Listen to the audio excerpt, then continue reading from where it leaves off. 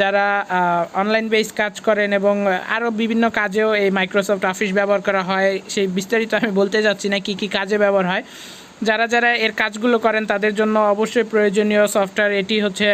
আপনারা সবাই যারা যদি কাজ করে থাকেন উইন্ডোজে, আপনাদের অবশ্যই ইনস্টল করা রয়েছে এবং আমি আমার ফোনটিতেও ইনস্টল করে নিচ্ছি, কারণ এর কাজটি অনেক গুরুত্বপূর্ণ কাজ রয়েছে যেগুলো আমাদের নিত্য প্রয়োজনীয় কাজের সাথে ওতপ্রোতভাবে জড়িত রয়েছে। সো সেই কথাগুলো বাদ দিয়ে আমি এই অ্যাপ্লিকেশনটি এখন রিভিউ করতে যাচ্ছি। আমি অলরেডি অ্যাপ্লিকেশনটি ইনস্টল করে নিচ্ছি, আপনারা দেখতে পাচ্ছেন। সো এটা ইনস্টল হতে থাকুক, আমরা এর কিছু ইনফরমেশন আমরা দেখে নেই। সো ইনফরমেশন দেখার জন্য আমাদের চলে যেতে হবে অ্যাবাউট অ্যাপসে। সো আমরা আজকে অ্যাবাউট অ্যাপস দিয়ে শুরু করি। হোয়াটস নিউ, এখানে রয়েছে thank you for using office.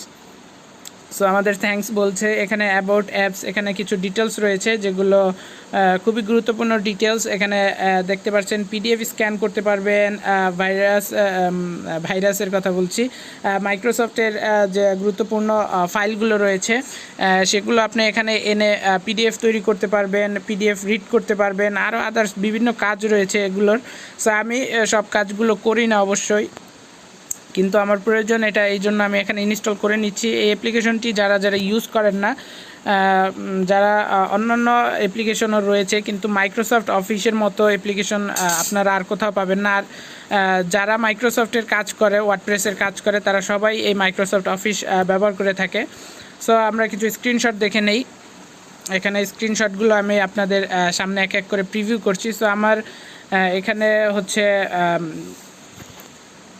অ্যাপসটি ইনস্টল হয়ে গিয়েছে, অ্যাপসটি ওকে। আমি অ্যাপসটি এখন রান করব না, আমি শুধু আগে আপনাদের সাথে এই অ্যাপ্লিকেশনটির ডিটেলস সম্পর্কে একটু কথা বলে নেব। দেখতে পাচ্ছেন এখানে কলাম বাই কলাম আপনারা কাজগুলোকে অ্যানালাইসিস করে ফিক্সড করতে পারবেন। এগুলো নিয়ে বিস্তারিত আলোচনা করা হবে পরবর্তী ভিডিওগুলোতে।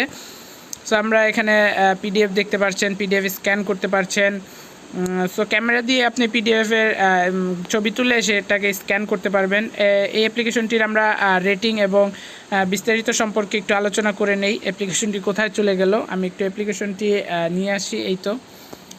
সো এটাকে যেহেতু ইনস্টল করেছি সেহেতু আমাকে এখানে একটু অন্যভাবেই দেখাচ্ছে। এখানে হ্যাঁ, অন্যভাবে না, এখন ঠিক আছে, ব্যাগে চলে গিয়েছিলাম। সো এই তো দেখতে পাচ্ছেন এখানে অ্যাপস ইনফরমেশনে চলে এসেছি। সো এটা লাস্ট 18 জুনে এটাকে আপডেট করা হয়েছিল, এরপরে আর আপডেট করা হয়নি। এখানে দেখতে পাচ্ছেন 100 মিলিয়ন প্লাস ডাউনলোড করা রয়েছে এই অ্যাপ্লিকেশনটি, এবং মাইক্রোসফট থেকে অ্যাপ্লিকেশনটি রিলিজ করা হয়েছে। সো চলুন আমরা কিছু রেটিং সম্পর্কে জেনে নেই। অ্যাপ্লিকেশনটির রেটিং হয়েছে 4.3। So average rating 4.3।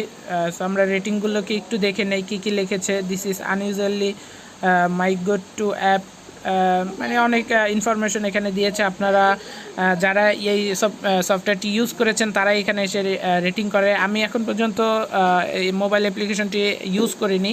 So use করলে অবশ্যই আপনাদের সাথে ভিডিও শেয়ার করব। যাদের এই ভিডিওটি পছন্দ হয়েছে অবশ্যই লাইক করুন, কমেন্ট করে জানিয়ে দিন আপনার বন্ধুদেরকে। এইটার এই তো লোগোটি হচ্ছে, আমি দেখিয়ে দিই, কারণ এই তো লোগোটি।